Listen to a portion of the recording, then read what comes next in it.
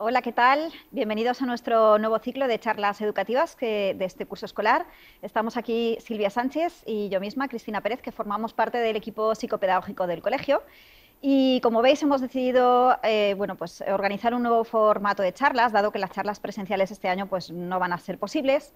Y hemos decidido empezar nuestras tertulias educativas hablando de un tema que nos parece muy importante, que es el tema de la ansiedad. La verdad es que llevamos varios meses atendiendo a padres y alumnos que están muy nerviosos por la situación actual.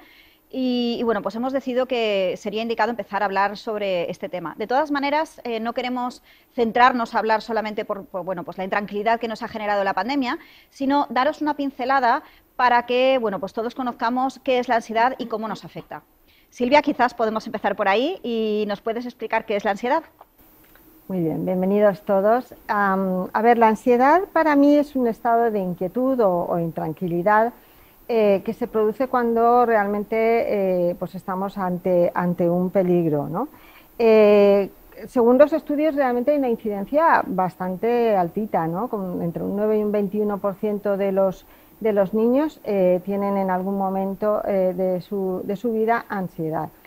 Pero, aunque realmente la sensación es desagradable, a nadie nos gusta estar inquietos e intranquilos, la ansiedad es una emoción realmente adaptativa, porque como he dicho antes, pues nos protege, ¿vale? Lo que ocurre, evidentemente, es que pues hay que estar alerta de que no sea excesiva en el tiempo o en intensidad, y si es así, deberíamos realmente buscar la ayuda profesional de algún psicólogo o un profesional de la salud. Y en tu experiencia, ¿cómo les afecta a los niños más pequeñitos?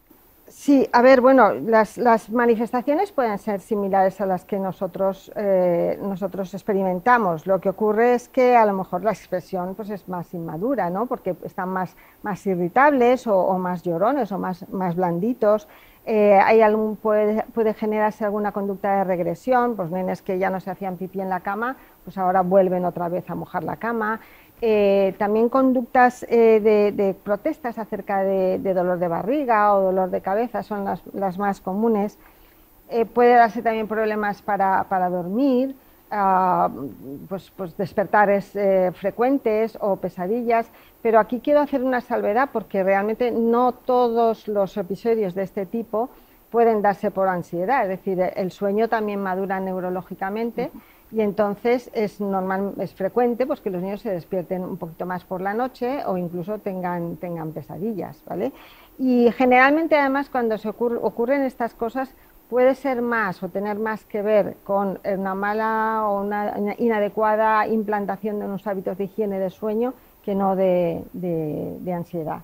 Pero bueno, en definitiva, también los niños escolares pues, pueden tener una falta de concentración o incluso ciertas reticencias a relacionarse socialmente, pues son nenes que cuando llega el fin de semana o tienen que ir al parque o tal, prefieren quedarse en casa con sus papás, ciertos retraimientos sociales. Esas serían, en definitiva, seguro que me dejo alguna, pero esas serían, en definitiva, las manifestaciones de ansiedad en la infancia.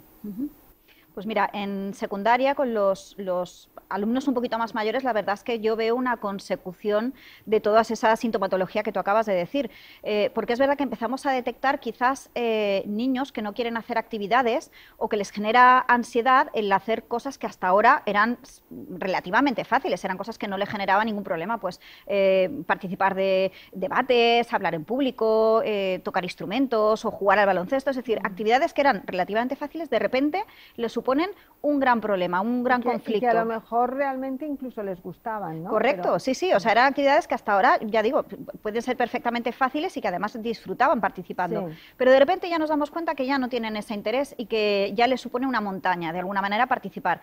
Y ahí nos damos cuenta que su comportamiento va evolucionando, pues como tú has dicho, también notamos irritabilidad, pero ya diferente a la que podemos notar en un adolescente habitual, sino que está mucho más, es un poquito más extrema.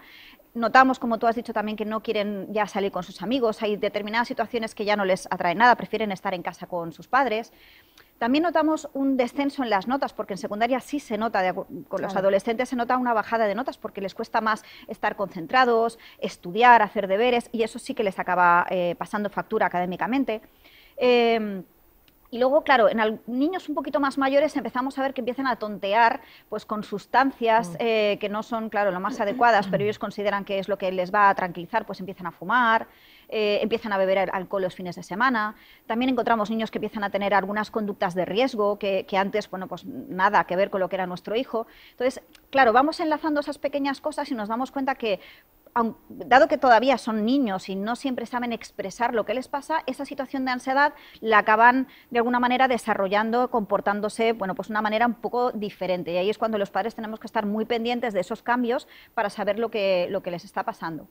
Y fíjate, hemos hablado de niños, adolescentes, pero en niños pequeñitos, por ejemplo, en lactantes, ¿también pueden tener ansiedad?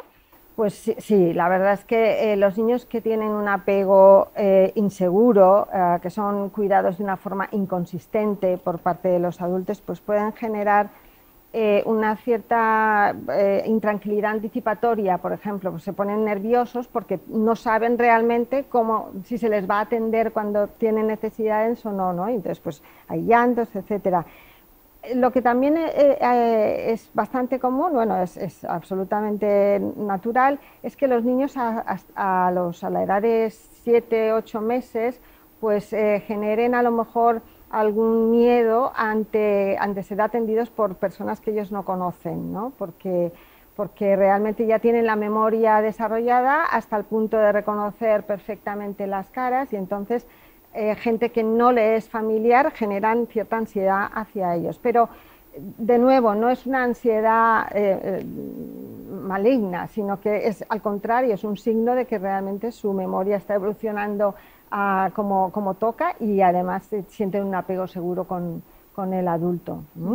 Y luego yo he leído pues eso, que últimamente la ansiedad o la incidencia de la ansiedad en los adolescentes está aumentando bastante. ¿Tú también lo has constatado? Por supuesto. Y ya no solamente estos últimos meses por la pandemia, que por supuesto al ser niños más mayores son más conscientes y de alguna manera lo han sufrido también a su manera. Pero claro, llevamos de unos años a esta parte que yo creo que hay dos factores que les está afectando muchísimo.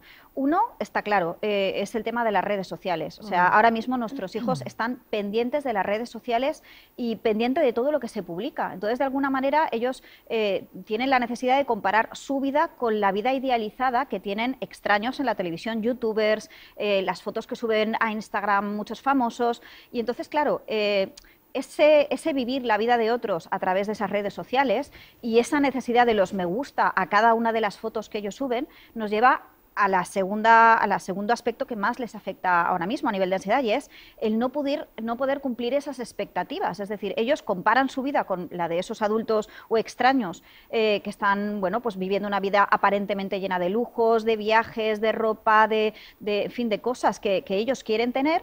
Comparan su vida con la de esos extraños y evidentemente tienen una frustración por no poder obtener bueno, pues todo eso que están viendo y eso les genera mucha ansiedad porque quieren cumplir esas expectativas. Entonces, de alguna manera, esos dos factores yo creo que actualmente le está afectando muchísimo a los alumnos. Es una situación que va a más porque además las redes sociales ya es una normalidad en nuestra vida y hay que estar muy pendiente de los adolescentes para que no tengan esa baja autoestima. Al final, ellos solo ven que quieren obtener, pues eso, esa ropa, esos viajes, esas cosas que tienen alrededor, que aparentemente es todo de lujo, pero evidentemente sin esfuerzo y sin ninguna dificultad en el camino. Y cuando se dan cuenta que la realidad es otra cosa, eso les genera ansiedad, porque quieren cumplir esas expectativas y son completamente irreales. Es un miedo al fracaso, ¿no? Claro, al final es un miedo simplemente a no poder conseguirlo y evidentemente se mezcla mucho ese miedo y esa ansiedad. Pero mira, hablando de miedos, ¿tú crees que la ansiedad y el miedo es lo mismo? ¿Tienen algo que ver? ¿Están relacionados? Sí, a ver, incluso niños con unos cuidados maravillosos y un buen vínculo de apego, en algún momento de su niñez tienen alguna ansiedad, algún miedo, ¿no? Tanto el miedo como las fobias entrarían dentro de lo que se llama trastornos de ansiedad, que además se llaman trastornos internalizantes porque tienen un componente cognitivo muy importante, es decir, los fabrican nuestros propios pensamientos. La diferencia yo creo que está en que quizá el miedo es una sensación ante algo muy concreto, conocido, y que esa sensación, una vez se desaparece ese elemento, pues desaparece el miedo. Sin embargo, la ansiedad es algo muchísimo más difuso, más constante, quizá no tan alto en intensidad, pero es más constante, que además no desaparece aunque no tengas delante aquello que te produce miedo, te lo imaginas, ¿vale? Claro. Aquello de los trastornos internalizantes. Yo creo que es una cuestión de grado. La ansiedad leve pues nos puede producir una cierta inquietud, es buena. Tú y yo pues a lo mejor hemos desarrollado un poquito de ansiedad ante esta charla y tal, pero es buena porque te prepara y te pone en estado un poquito de alerta. Pero si lo hubiéramos tenido a un grado extremo, pues sería, por ejemplo, un miedo escénico y no podríamos estar aquí haciendo esta charla, ¿vale? Entonces es una cuestión de grado. El miedo es más concreto que la ansiedad, y luego ya en el extremo estaría la fobia, que es lo que te incapacita realmente para hacer cosas que, bueno, pues habitualmente otras personas hacen sin ninguna dificultad. Y ahí sí que hace falta una intervención específica. Claro. ¿Y qué crees que son los miedos o las fobias más habituales en niños más pequeñitos? Sí, a ver, los miedos, los niños tienen miedos evolutivos, ¿vale? Entonces, hemos dicho que al principio pues el bebé tiene miedo ante los desconocidos, lo que decíamos, ¿no? De cuando el niño desarrolla ya la memoria. Después, hasta los 3 años, los niños desarrollan lo que se llama ansiedad por separación, que es que no me quiero separar del papá, de la mamá, no quiero que me deje en el cole, no quiero dormir solo, y bueno, pues tienen sus llantos y tal. Luego viene un periodo que la verdad es que es muy bonito, que es de 4 a 6 años, cuando el niño tiene una imaginación desbordante, ¿vale? Y entonces se cree un poco todo lo que imagina y se lo cree de forma real. Por eso aparecen pues los monstruos, los fantasmas, las brujas, de tal. Es una etapa, y voy a anticipar un poquito de las pautas, pero es una etapa que los papás debemos aprovechar, esa abundancia de imaginación, para poderles dar o atribuirles a cosas o elementos que son absolutamente cotidianos propiedades mágicas, de tal manera que empoderemos al niño a vencer ese miedo, ¿no? Yo siempre lo recuerdo. Yo cuando mi hijo era muy pequeñito, pues le dije que la mamá tenía una goma de borrar que se la podía pasar por la frente, que era mágica, se la podía pasar por la frente todas las noches, y eso le iba a hacer borrar todas las pesadillas, y el niño tenía, bueno, pues el niño tenía la goma de borrar en la mesita de noche. Mamá, me deja la goma de borrar, al principio la borraba, pero ahora ya simplemente con dejarla, quiero decir, era una goma de borrar, pero yo, que era su madre, que era lo más, pues le había atribuido eso mágico, ¿no? Luego pasan por otra etapa, que ya los miedos son a cosas reales y no podemos utilizar lógicamente esa magia. Pues miedo a los ladrones. ¿Cómo le vas a decir tú, no te preocupes que en casa no entran? Pues sí que puede pasar. Claro. Catástrofes, ahora por ejemplo con lo de la pandemia, a pérdidas, o a que a alguien de mi familia le pase algo, se ponga malito o incluso fallezcan, ¿no? Eso es bastante real.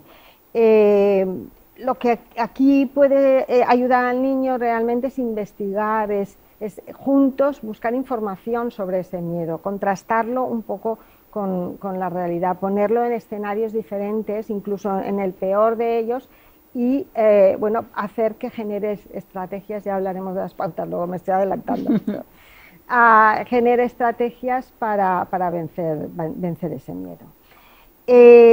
Háblanos un poquito entonces qué es lo que pasa con los adolescentes, con los niños más mayores, qué tipo de miedos. Sí, pues a ver, evidentemente los adolescentes son un poquito mayores y bueno, pues los miedos que tienen son bastante diferentes a los que pueden tener cuando son niños pequeñitos. Es verdad que el primer miedo que tienen, y va muy relacionado con lo que he comentado antes, es a la frustración, y ahí en parte los padres somos de alguna manera los responsables de esta situación. ¿Por qué? Porque siempre les estamos pidiendo esas altas expectativas de que saquen buenas notas, de que sean los mejores, y eso de alguna manera, claro, en la realidad pues se convierte en una frustración difícil, porque al final se van a encontrar con obstáculos durante toda su vida, no solamente cuando son adolescentes. Por tanto, empiezan a desarrollar una baja autoestima, y luego recuperar y de alguna manera creer en sí mismos pues les va a suponer una dificultad. Por lo tanto, el primer miedo que tienen es al fracaso, a no cumplir las expectativas que sobre todo los padres ponemos sobre ellos. El segundo miedo que tienen, y que va muy relacionado bueno, pues con los mini adultos que son, es el miedo al futuro. Y ese miedo al futuro, básicamente porque ellos ya son conscientes de lo que tienen alrededor y muchas veces se plantean, bueno, ¿y qué voy a estudiar? ¿Y en qué trabajo voy a tener? ¿Voy a ganar el mismo dinero que mis padres? ¿Voy a tener todo lo que tengo ahora? ¿Qué carrera universitaria debo de elegir? En fin, son preguntas ya casi de adulto, pero ese miedo al futuro es una de las realidades que tienen porque empiezan ya a desarrollar ese razonamiento y de alguna manera es inevitable también que tengan esa incertidumbre acerca de lo que les va a pasar en el futuro. El tercer miedo que yo creo que más tienen los adolescentes es el miedo al rechazo. Claro, en todas las charlas, todos estos años, siempre hemos dicho que los adolescentes están viviendo una etapa en la que están creando su propia identidad. Y ellos crean su identidad a costa de recibir información de la gente que tienen alrededor. Cuando son pequeñitos, pues su familia les está continuamente diciéndole lo estupendos que son muy inteligentes, que son los mejores, que son unos campeones, que es una frase que utilizan mucho los padres. Pero claro, cuando ya empiezan a ser un poco más conscientes y se empiezan a comparar con sus compañeros, también reciben información de ellos y también reciben información de sus profesores y se dan cuenta que quizás no son ya los mejores de todo. Y para ellos es tan importante en ese momento sus amigos y sus compañeros de clase que de alguna manera el sentirse rechazados por ellos es un miedo que es una constante durante muchos años. A partir de los 13 hasta los 16, la verdad es que para ellos es importantísimo lo que piensen sus amigos de ellos. Ya no tanto la familia, pero sí sus amigos. Y en situaciones en las que quizás han sido rechazados por otros compañeros o por otros amigos, amigos de toda la vida, de repente empiezan a cambiar y se dan cuenta pues, que los tiran del grupo o que simplemente ya no tienen tantas cosas en común y ya no quieren contar con ellos para hacer determinadas actividades, les duele mucho. Entonces, ese miedo a sentirse rechazado les cuesta mucho de asimilar. Además, ese clic que tienen que hacer para entender que, bueno, pues este niño o esta niña me ha rechazado, pero puedo volver a encontrar nuevos amigos. Hasta que lo asumen y lo entienden, les cuesta bastante. Por lo tanto, es un miedo que de alguna manera les cuesta bastante desarrollar. Y por último, el miedo a la pérdida, que también va muy relacionado pues, con los mini adultos, como he dicho antes, que son, y es que empiezan a darse cuenta que, empezando por las mascotas y acabando por familiares y amigos, pues pueden perderlos. Y ya no solamente a nivel metafórico de perder un amigo que era su amigo y que ahora ya no lo es, sino a nivel real. Es decir, empiezan a darse cuenta de que la muerte está ahí y como empiezan a tener ese pensamiento más abstracto, y son más coherentes con la vida, pues les da miedo perder pues abuelitos, familia, tíos, tías, porque empiezan a escuchar que esto puede ocurrir y les puede ocurrir a ellos. Entonces, como siempre pasa con los buenos adolescentes, siempre hay un momento que piensan, a mí no me va a pasar, pero cuando rompen esa barrera y se dan cuenta de que a ellos también les puede pasar, ese miedo a la pérdida les genera ansiedad también. O sea que quizás esos 4 miedos son los que más veo frecuentemente en niños adolescentes. Pues si te parece pasamos un poco a las pautas, ¿no? Vale. A ver, yo creo que son distintas, bueno, básicamente son las mismas, pero evidentemente tienen que estar diferenciadas. Yo creo que como pautas para los papás, yo les animaría a que realmente ayudaran al niño a entender lo que le pasa, a saber cómo se llama lo que le pasa y a saber un poco manejar esa sensación, ¿vale? Por lo tanto, pues les ayudaremos, por ejemplo, a identificar aquellas señales físicas, para que luego lo puedan verbalizar, que le está produciendo la ansiedad. Y tenemos que de alguna manera decir que es una señal amiga que nos protege y bueno, pues un poco incluso podemos explicar de dónde viene pues del hombre de las cavernas, cuando tenían que salir a cazar y entonces la vista de un animal salvaje pues te hacía que tu cuerpo generara adrenalina para poder salir huyendo o hacer frente, ¿no? Y entonces, bueno, pues les explicaremos eso, que lo que está sintiendo es el efecto de la adrenalina que está del descargo de adrenalina que está sufriendo su cuerpo y que él tiene que ser capaz de decirle a su señal amiga, ya no necesito más adrenalina o sí, ¿no? Entonces, ¿qué efectos le produce? Pues esa adrenalina lo que nos produce es más oxígeno en la sangre, por lo tanto, realmente respira más rápido y a veces les puede dar un poco una sensación de mareo, esa hiperoxigenación. un mayor bombeo de sangre en los músculos que hace que tu corazón bum, bum, bum, se acelere y salte, ¿no? También de alguna manera te detiene la digestión y entonces eso pues, nos puede producir algún dolor de barriguita o incluso angustia, etcétera. Y luego hace que simplemente todo tu cuerpo se concentre en aquello que te está produciendo esa inquietud, no te deja pensar en otra cosa. Y también se produce pues a lo mejor mayor sudoración, ¿no? Entonces esos un poco son los efectos físicos. Y una vez realmente el niño sea capaz de reconocer que se está poniendo nervioso, entonces le tenemos que enseñar a combatirla, ¿no? Pues le tenemos que enseñar a ser consciente de su respiración, le tenemos que enseñar a tensar. Aquí, por ejemplo, pues pequeñas técnicas de relajación muy cortitas, de tensión y relajación de músculos son importantes para ellos. Analizar un poco las estrategias bueno, pues que tiene que generar para hacer frente a esa situación, generar ideas de cómo lo puede hacer, visualizarse ellos. Si los niños, de nuevo, son más pequeñitos, utilizaremos esa magia de los superhéroes, ¿no? Para que se visualicen ellos en poder de la situación, o incluso a veces también va muy bien el hecho de ridiculizar aquello que me está causando temor. No ridiculizarles a ellos, sino ridiculizar el monstruo, el no sé qué, imagínate en una situación cómica, pues yendo al cuarto de baño, ese tipo de cosas, que a los niños les hace reír y les relaja. Y por último yo diría que habituarlos a la práctica del mindfulness es importante. ¿Por qué?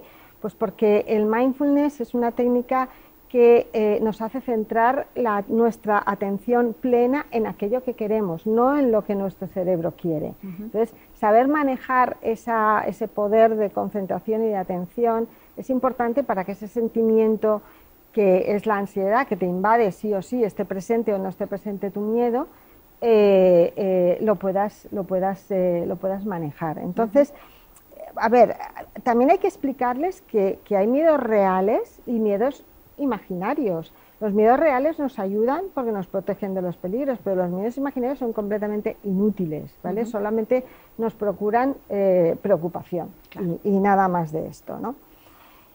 ¿Cuáles serían entonces tus consejos para adolescentes? Sí, yo ahí coincido contigo que la verdad es que, por ejemplo, la práctica del mindfulness sí ayuda a muchos de los alumnos cuando tienen ansiedad en el colegio. Aquí les ayudamos, muchos de ellos se ponen muy nerviosos antes de un examen, entonces es verdad que eso es algo que con lo que van a tener que vivir durante muchos años, no solamente en el colegio, sino en la universidad. Por tanto, el que aprendan a controlarse con este tipo de técnicas, la verdad es que nos ayudan bastante.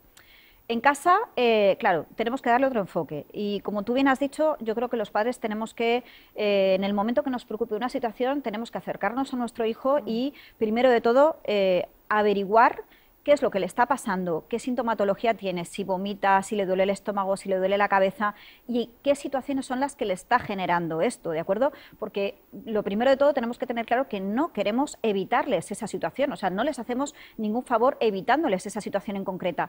Lo que tenemos que hacer es enseñarles a que se enfrenten a esa situación y aprendan a trabajar con diferentes estrategias, ¿de acuerdo? Pero para que la afronten y la superen, no evitándoles la situación. Eso, de alguna manera, nos va a generar, pues, a corto plazo un bienestar en el niño, pero a largo plazo pues va a generar un problema mayor de ansiedad. Por lo tanto, eso lo tenemos que tener claro. Para poder llegar a esas conclusiones y saber qué es lo que les está pasando a nuestros hijos, necesitamos una comunicación muy fluida con ellos. Yo creo que es otra de las cosas que continuamente decimos en nuestras charlas relacionadas con adolescentes. Estamos en una etapa en la que los niños empiezan a ser más introvertidos y a no contarnos todo lo que les pasa. Entonces nos cuesta rascar un poquito más y tenemos que esforzarnos más por estar ahí. Muchas veces ellos, en el momento que les apetece, intentan contarnos qué es lo que les pasa y si en ese momento no les prestamos atención porque estamos haciendo la cena o porque estamos haciendo cualquier otra cosa, ellos lo que sienten es que, bueno, lo van a intentar una o dos veces, pero quizás no va a haber una tercera, ¿de acuerdo? Porque se van a sentir más escuchados por un compañero o un amigo que por sus padres. Por tanto, tenemos que estar siempre pendientes, no digo que tengamos que estar evidentemente encima de ellos todo el día ni prestándoles todo el día atención, pero sí que cuando percibamos que nos quieren contar algo importante, bueno, pues quizás dejar lo que estamos haciendo y escucharles, ¿de acuerdo? Es importante en este momento. Esto nos lleva al siguiente consejo y es intentar no menospreciar sus problemas. A veces los adultos se nos olvida que también hemos sido adolescentes, entonces estamos sumergidos en la vorágine del día a día, que nos parece que nuestros problemas son los importantes. Lo que le pasa a nuestros hijos adolescentes son tonterías. Claro, el fallo está en decírselo. O sea, aunque a nosotros internamente podamos pensar esto no es tan importante, a nuestro hijo tenemos que validar sus preocupaciones diciéndoles, escuchándoles y diciéndoles que sí es importante para ellos, es importante para nosotros. Lo peor que podemos hacerles es decirle, cariño, eso es una tontería, eso no es un problema, el problema es lo que tengo yo en el trabajo, porque entonces ya sabemos que no nos van a contar nada y de paso le vamos a hacer sentir mal por los sentimientos que en ese momento tiene, evidentemente. El tercer consejo va muy relacionado con esto y es que no... Vamos a ver, una ansiedad muchas veces genera vergüenza por haberlo sentido, es decir, ellos no saben controlar sus sentimientos y además se piensan que son los únicos que sienten así y por tanto les da mucha vergüenza contar lo que les pasa. Si además nosotros les decimos o menospreciamos sus problemas, aún más vergüenza van a tener y menos posibilidades hay de que nos cuenten qué es lo que les está pasando. Otra de las pautas que puedo dar, otro de los consejos que puedo dar es que seamos sus modelos. Evidentemente, papás ansiosos generan niños ansiosos porque ellos al final nos acaban copiando todo.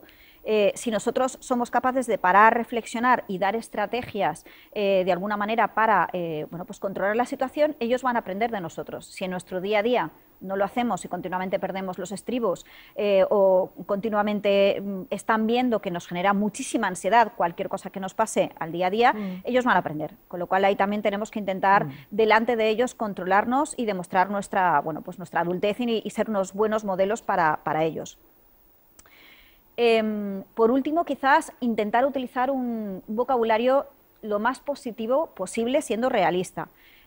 Cuando percibamos que nuestro hijo tiene un problema de ansiedad por una situación concreta, puede ser un examen, puede ser un concierto de música donde tiene que tocar el piano, un debate en clase, simplemente hablar o presentar un proyecto en clase, que es algo que parece una tontería, pero el hablar delante de los compañeros genera estrés y genera esa ansiedad.